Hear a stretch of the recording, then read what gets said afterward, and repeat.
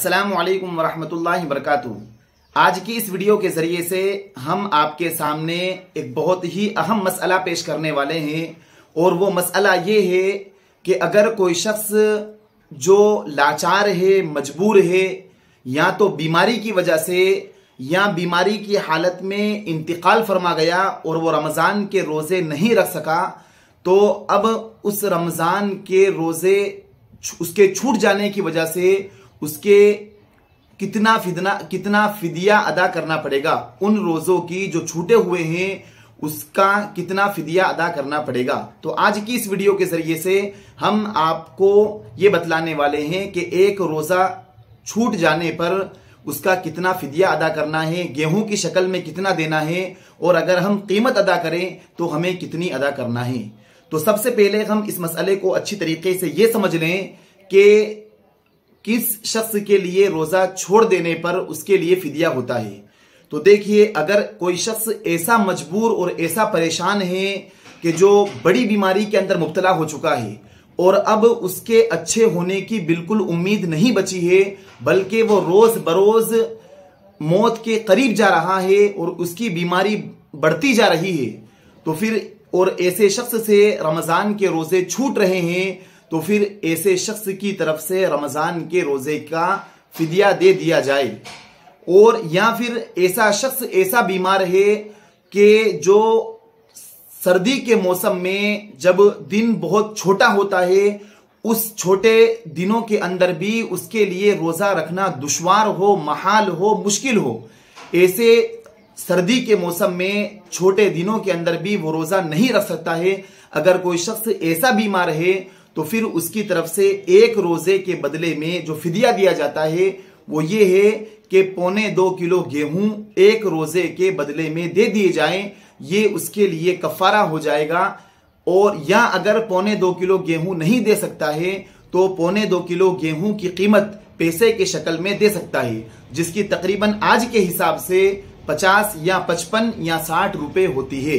तो अगर कोई शख्स लाचार हो चुका है, मजबूर हो चुका है, जो मौत के करीब हो चुका है, अब मसलन उसके पूरे रमज़ान के रोज़े छूट चुके हैं, पूरा 30 दिन उसने रमज़ान के रोज़े नहीं रखे हैं और अब वो इंतकाल कर चुका है, तो अब उसके वारिस के लिए बेहतर है और ज़रूरी है कि उसके 30 जो रोज़े छूटे हुए हैं उनका फिदिया अदा कर दे।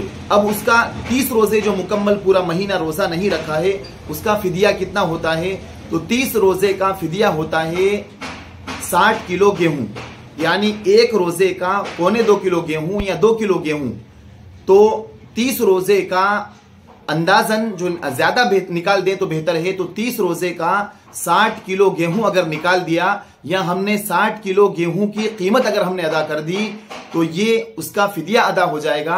अल्लाह ताला की दात से उम्मीद है कि कल क़यामत के दिन रोज़े के बारे में उससे मुआखज़ा नहीं होगा। लेकिन आजकल जो देखने में आता है कि छोटे छोटे उज़्र की वजह से, छोटी छोटी बीमारी की वजह से रोज़ा नहीं रखते हैं और फिर कहते हैं हम इसका फिदिया अदा कर दें, तो सिर्फ फिदिया ऐसे लोगों के लिए फिदिया अदा करने से काम नहीं चलेगा, बल्कि उनके तंदुरुस्त हो जाने पर, सेहतमंद हो जाने पर बाद में उन छूटे हुए रोज़ों की क़ज़ा भी करनी पड़ेगी। और अगर उन छूटे हुए रोज़ों की क़ज़ा नहीं की तो ऐसा शख्स गुनहगार होगा।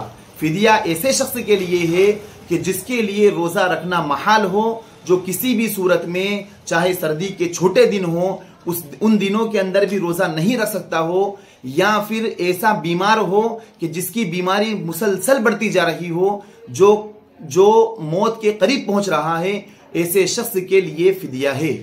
ऐसे शख्स के लिए हरगिज़ फिदिया नहीं है जो अच्छा तंदुरुस्त आदमी हो, अट्टा गट्टा हो और वो रोज़ा नहीं रखता हो और वो ये सोचता हो कि मैं फिदिया अदा कर दूंगा तो मेरे लिए इन रोज़ों का कफ़ारा हो जाएगा, फिदिया अदा होने से मेरा कल अल्लाह ताला के यहाँ मुआखज़ा नहीं होगा, हिसाब नहीं होगा, ये रोज़े मेरे लिए माफ़ हो जाएगा। ये बहुत बड़ी गलती है। आप इस मसले को अच्छी तरीके से समझ लें। अक्सर आवाम इसमें तज़ब्ज़ुब की शिकार है, कई जगह मसला पूछते हैं कि मैं रोज़ा नहीं रखता हूँ तो कि मैं फिदिया दे दूँ, ये उसके लिए फिदिया नहीं है। और इसी तरीके से अगर कोई शख्स बहुत ज़्यादा बीमार है और अब उसका फिदिया अदा कर दिया गया और वो मौत के करीब पहुंचने वाला था, लेकिन अल्लाह ताला ने फिर उसे सेहत अता फरमा दी। अब वो तंदुरुस्त हो चुका है, पूरा अच्छा हो चुका है। अब चाहे उसका फिदिया अदा कर दिया, लेकिन तंदुरुस्त और सेहतमंद होने के बाद में उसको उन छूटे हुए रोज़ों की क़ज़ा करनी पड़ेगी।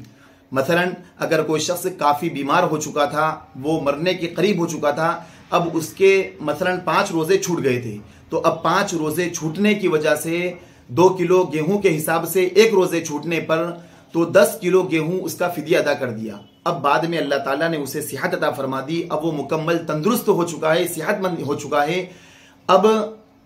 अब जो 5 रोज़े छूटे थे, अब तंदुरुस्त होने के बाद उन 5 रोज़ों की उसके ज़िम्मे क़ज़ा करना लाजिम और ज़रूरी है। अगर वो इन 5 रोज़ों की क़ज़ा नहीं करेगा तो वो शख्स गुनहगार होगा और कल क़यामत के दिन अल्लाह ताला के यहाँ उसकी पकड़ होगी। इसलिए हम इस मसले को अच्छी तरीके से समझ लें कि फिदिया उस शख्स के लिए है जो मरने के बिल्कुल करीब है या ऐसा बीमार है जो कभी भी रोज़ा नहीं रख सकता है। और हमने आपको यह भी बतला दिया कि 1 रोज़े का फिदिया 2.25 किलो गेहूं देना है, या 2 किलो निकाल दें तो ये ज़्यादा बेहतर है। और या फिर अगर गेहूं अदा नहीं कर सकते हैं तो आटा भी दे सकते हैं, आटा अदा नहीं कर सकते हैं तो हम गेहूं की कीमत भी दे सकते हैं।